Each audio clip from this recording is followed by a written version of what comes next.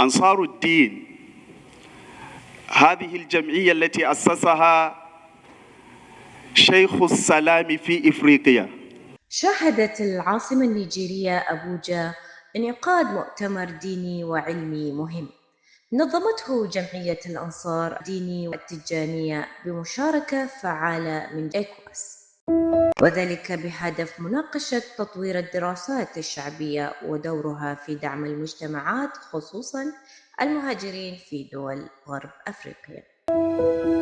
شارك في المؤتمر علماء باحثون ودعاة من دول مختلفة، مما أضيف على الحدث طبعاً دولياً يعكس أهمية التعاون الديني والفكري بين الشعوب.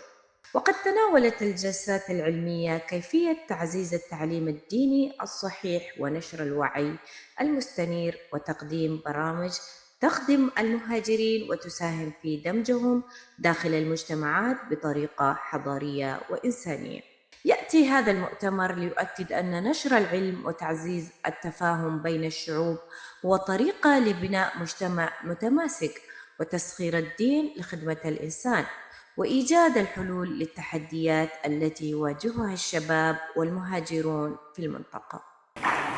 الشيخ إبراهيم القائل: علوت البحار الزاخرات وإنني علوت القرى والمزن بلها الجبال أروم رضا الباري لنصرة دينه وأبرز للجيل الجديد مثالا ضعيف عليل شائب متحمس لينصر دينا لا يريد قتالا، لينصر دينا لا يريد قتالا، لأن النبي الهاشم الدهر ما غزا بل صد عدوانا ورد ضلالا.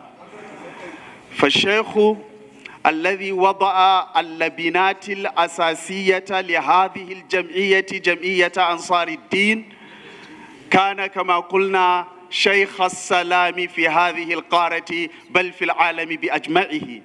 فعندما تتخذ منظمة إيكواس من جمعية أنصار الدين أخا توأما فنعم الأخ التوأم. وأقول لجمعية أنصار الدين كذلك ما قال مولانا شيخان من أبا ابن الطلبة لشيخنا مولانا الشيخ محمد الأمين نياس رضي الله عنه: بدأتم بخير فاختموا بمزيده وإن زدتم فالله أكرم زائدي. والسلام عليكم ورحمة الله وبركاته. معكم بخاري بن بخاري، الأمين العام للمنظمة العربية الإفريقية للعمل الإنساني. نعم. نشكر دولة نيجيريا على استضافة هذا المؤتمر. نعم. الذي يجمع بين الإخوة الأفارقة في غرب إفريقيا. نعم. شكرا لكم على استضافتكم. مرحبا. السلام عليكم ورحمة الله تعالى وبركاته. أنا الدكتور محمد الصوفي من موريتانيا. أشكر جمعية أنصار الدين التجانية ودولة نيجيريا والشعب النيجيري الكريم على هذه الفعالية الجميلة الكبيرة التي حضرها عدد كبير من العلماء والمفكرين، والتي ستتناول موضوع مهم يتعلق بدور المنظمات الإسلامية في بناء السلام.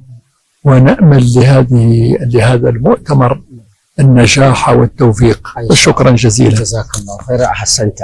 حقيقة يعني أنا لما مسرور جدا، كدت أن أطير فرحا لو كان لي جناحان، لأن أناسا أتوا من دول غرب إفريقيا للمشاركة في المؤتمر الطيب النير المتلألئ. شفت كيف؟ لماذا؟ لأن الاجتماع على تحقيق الخير من أهم الأمور. لذلك أنا أرحب بالإخوة الذين جاءوا، لأن ترحيب الضيف مطلب شرعي. أنا مسرور جدا جدا.